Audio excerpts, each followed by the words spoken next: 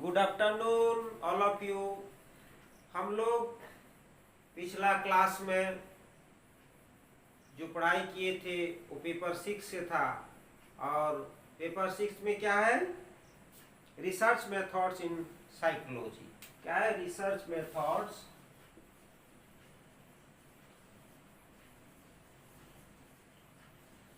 In psychology. Research methods in psychology. इसमें हम लोग क्या क्या पढ़े हैं, जरा सा पिछला क्लास का रिवीजन हो जाए। सबसे पहले हम लोग पढ़े थे definition of research, psychological research.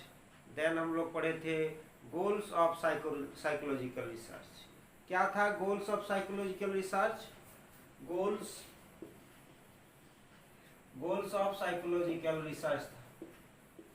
4 goals थे साइकोलॉजिकल रिसर्च का। सबसे पहला गोल है डिस्क्रिप्शन, विवरण। मनोवैज्ञानिक रिसर्च का पहला उद्देश्य क्या है कि विवरण प्रस्तुत करना। What is happening. क्या? What is happening. What is happening. What is happening यानी कि डिस्क्रिप्शन का बात कर रहा है। डिस्क्रिप्शन। गोल्स क्या क्या है? सबसे पहला गोल्स है डिस्क्रिप्शन। देन क्या है? डिस्क्रिप्शन में एक्सप्लेनेशन। क्यों हो रहा, कोई भी जो ऑड बिहेवियर कर रहा, मान के चले कोई स्टूडेंट, तो क्यों कर रहा, व्हाई इज हैपनिंग, क्यों हो रहा। और फिर था कब होगा, कब होने वाला है। तो दैट इज प्रिडिक्शन। और चौथा था कंट्रोल, उसको किस तरह से कंट्रोल किया जाएगा। तो ये था हम लोग का साइकोलॉजिकल रिसर्च का गोल्स। फिर हम लोग क्या पढ़ाई किए थे? फिर हम लोग जाने थे एथिक्स, साइकोलॉजिकल रिसर्च का आचार संहिता। क्या नॉर्म्स है, क्या नियम है। तो सबसे पहला था इन्फॉर्म कॉन्सेंट। क्या था? इन्फॉर्म कॉन्सेंट, सूचित सहमति। फिर था protection and welfare of the participation. हमारा जो रिसर्च में, शोध में जो पार्टिसिपेंट्स है उनका हित की रक्षा करना और उनका भलाई का ख्याल रखना। और क्या था नेक्स्ट? कॉन्फिडेंशियलिटी, गोपनीयता। जो भी तथ्य, जो भी सूचना हम लोग पार्टिसिपेंट से प्राप्त करते हैं शोध का ख्याल से, उस सूचना को गोपन रखना है, उसको अन्यत्र कहीं नहीं बताना है। नेक्स्ट क्या था? नेक्स्ट था डिसेप्शन। डिसेप्शन मतलब धोखा नहीं देना है।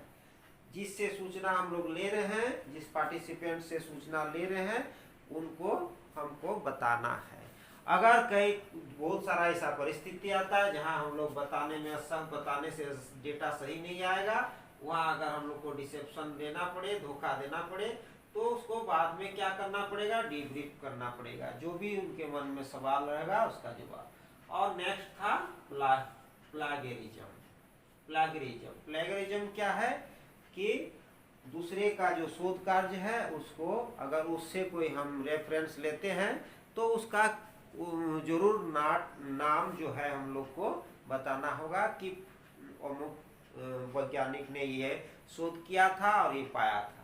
बिना बताए, बिना रेफरेंस दिए उसका कोई भी काम को हम लोग अपना नाम से या हम अपना से या दूसरा किसी का लैंग्वेज को, दूसरा किसी का काम को अपने काम नेम प्लेट नहीं लगाना है।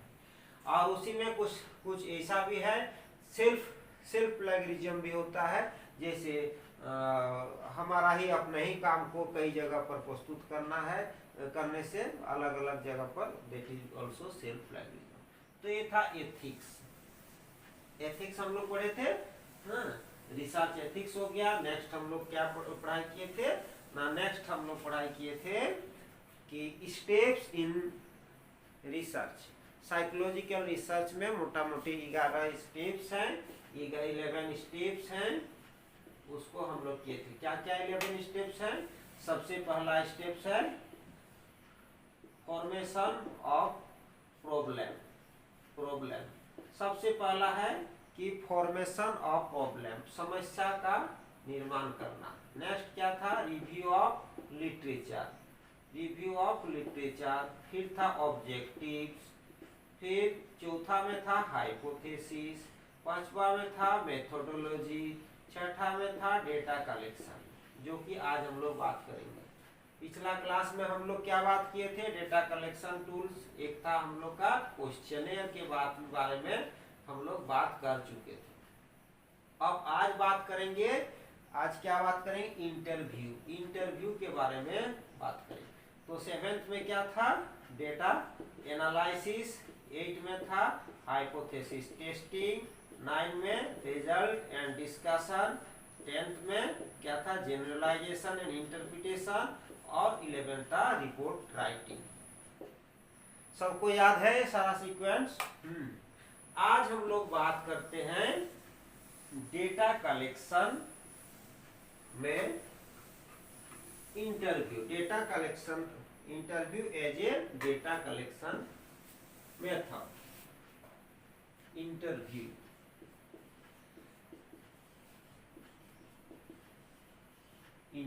मेथड। पिछला क्लास में हम लोग क्वेश्चनेयर मेथड में के बारे में जाना था। क्या होता है क्वेश्चनेयर मेथड?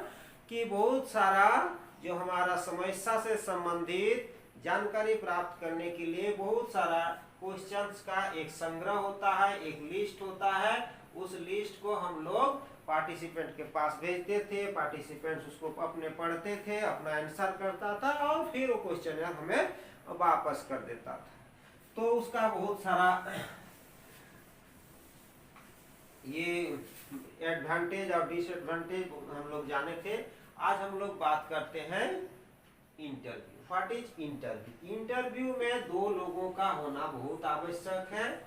वो दो लोग क्या है? और आमने सामने बात होता है, फेस टू फेस कन्वर्सेशन होता है। किनके और किनके बीच में?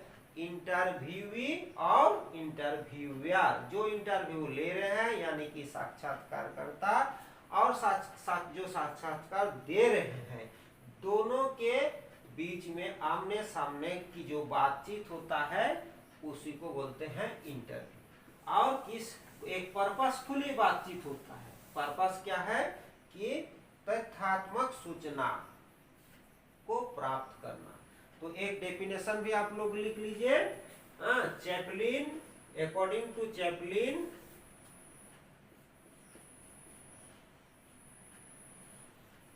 according to Chaplin 1975, इनके अनुसार क्या है? Interview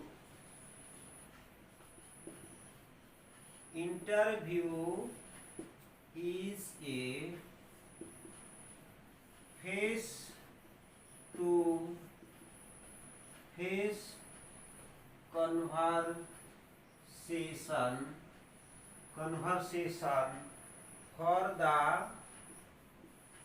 for the purpose of obtaining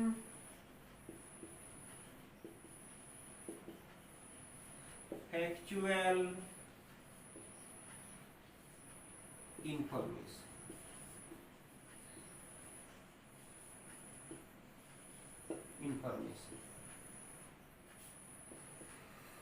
क्या है? Interview is a face to face conversation for the purpose of obtaining factual information. क्या? साक्षात्कार आमने सामने होने वाला एक वार्तालाप है जिसका उद्देश्य क्या है? कि तथ्यात्मक सूचनाओं का संग्रहण करना। Interview is a face to face conversation for the purpose of obtaining factual information. ये इंटरव्यू मेथड को शोध में काफी महत्वपूर्ण माना जाता है। अब हम लोग जानते हैं कि इसके क्या एडवांटेज है।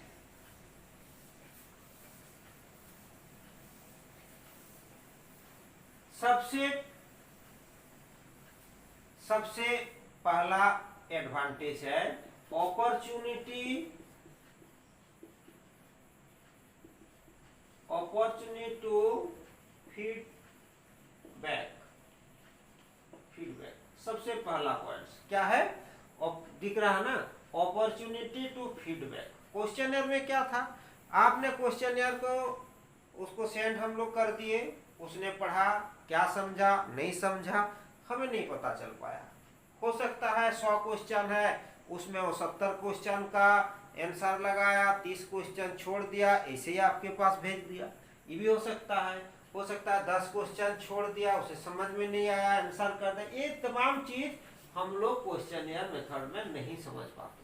लेकिन इंटरव्यू में क्या है, दोनों का आमने सामने बात हो रहा है, दोनों का हाव भाव, अपना जो फेस टू फेस कन्वर्सेशन होता है, इससे हमें पता चलता है कि इंटरव्यूअर को क्या समझ में आ रहा कि नहीं, उसे हमें फीडबैक मिल जाता है। अगर उसे ठीक से नहीं समझ में आ रहा है तो हम लोग उसको और दूसरा ढंग से समझा के क्वेश्चन को ये कर सकते हैं, या कुछ भाव भंगिमाओं से भी उसका जो आंसर है उसको हम लोग समझ सकते हैं। तो इसमें क्या है, इंटरव्यू मेथड में अपॉर्चुनिटी टू फीडबैक का एक अपॉर्चुनिटी है। दूसरा क्या है, दूसरा इसका है प्रोबिंग मतलब जांच होता है, प्रोबिंग कॉम्प्लेक्स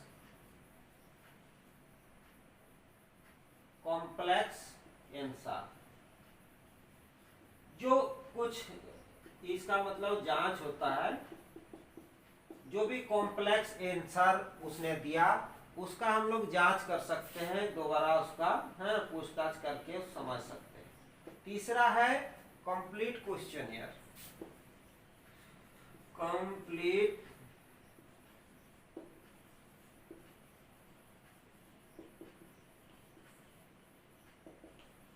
क्वेश्चनियर, जो भी क्वेश्चनियर होगा, जो भी हमारा क्वेश्चंस का सूची होगा जिसको हमको पूछना है, वो सारा हम कंप्लीट कर सकते हैं, कुछ इनकम्प्लीट नहीं रहेगा।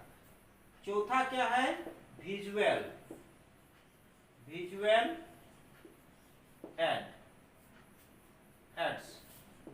एड्स हो सकता है। जैसे मान के चलिए जिस समय हम इंटरव्यू ले रहे हैं तो उस समय हम कुछ उसको कंप्यूटर स्क्रीन से कुछ चीज को दिखा के हम पूछ सकते हैं, या तरह तरह का चीज जो है उसको पिक्चर दिखा के पूछ सकते हैं, या तरह तरह का उसको हम पूछ सकते हैं विजुअल एड के माध्यम से, और अच्छा से सूचना हम प्राप्त कर सकते हैं। नेक्स्ट है क्या, हाई पार्टिसिपेशन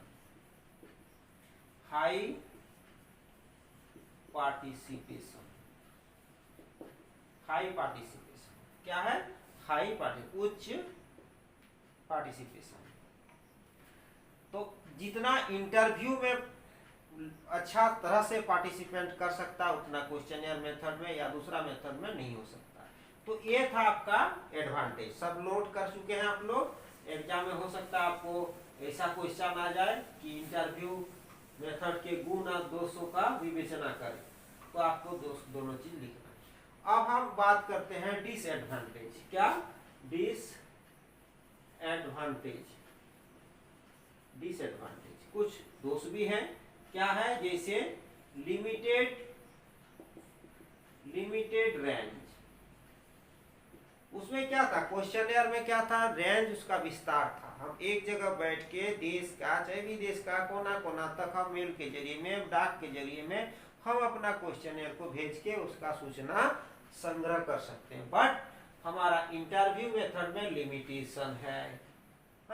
हम एक शोधकर्ता कहाँ अपना जाके इंटरव्यू ले सकता है, तो इसीलिए इसका रेंज जो है लिमिटेड, संभव नहीं है अलग अलग जगह सब जगह जाके लेना।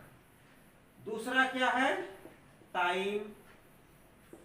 टाइम एंड कॉस्ट, समय और खर्चा इसमें ज़्यादा समय लगता है। हाँ, अगर मान के चलिए 500 लोगों से कुछ डेटा लेना है, संग्रह करना है, तो क्या होगा, हम अगर 500 क्वेश्चन हम मेल के जरिए में या डाक के जरिए में भेज देते हैं तो क्या वो जल्दी से आ जाएगा भर के, लेकिन 500 लोगों का इंटरव्यू करने में काफ़ी समय लगता है और खर्च भी ज़्यादा होता है। ये इनका डिसएडवांटेज है। फिर नेक्स्ट डिसएडवांटेज क्या है,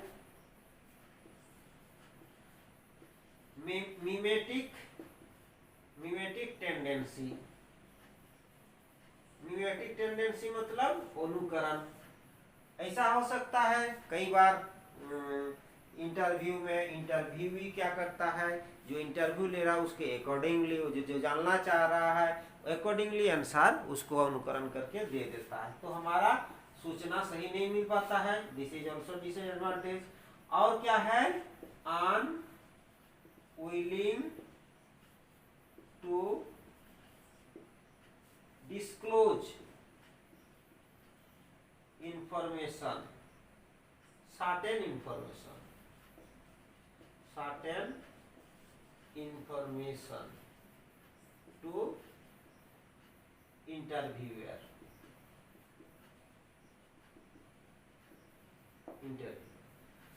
अनविलिंग टू, अगर उसका इच्छा नहीं होगा, बहुत समय क्या है वो अपना जो शर्म के मारे में या तरह तरह का हेजिटेशन के लिए वो क्या करता है, बहुत सारा बात जो है जो कि क्वेश्चन में तो लिख देगा, हाँ इस क्या पसंद है नहीं पसंद है, बहुत सारा बातें जो है गुप्त बातें, लेकिन आप आमने सामने बोलने में वो संकोच हो सकता है, उसको होता इंटरव्यू में फेस करना। इसीलिए बहुत सारा बात सामने जो नहीं बोल पाता है वो हो सकता है आपको लिखित दे दे, तो इसलिए क्वेश्चनियर में वो डिसएडवांटेज नहीं है, इसमें है। 5 नर्वसनेस, ठीक है, घबराहट हो सकता है, वो घबराहट हो सकता है इंटरव्यू में, ये इसका डिसएडवांटेज है।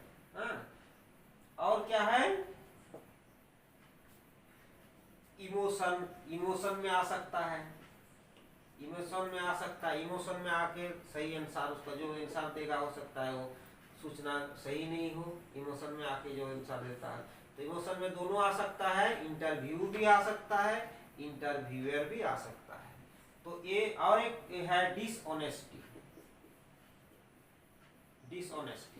तो ये तमाम बिंदु क्या था, ये था हमारा डिसएडवांटेज, ठीक है। झूठ सूचना आपको दे सकता है इंटरव्यू के दौरान। तो ये था एडवांटेज और डिसएडवांटेज, आप सभी समझ चुके हैं। अब थोड़ा सा क्या क्या टाइप्स क्या होता है इंटरव्यू के टाइप्स होता है, एक स्ट्रक्चर और अनस्ट्रक्चर, और स्ट्रक्चर।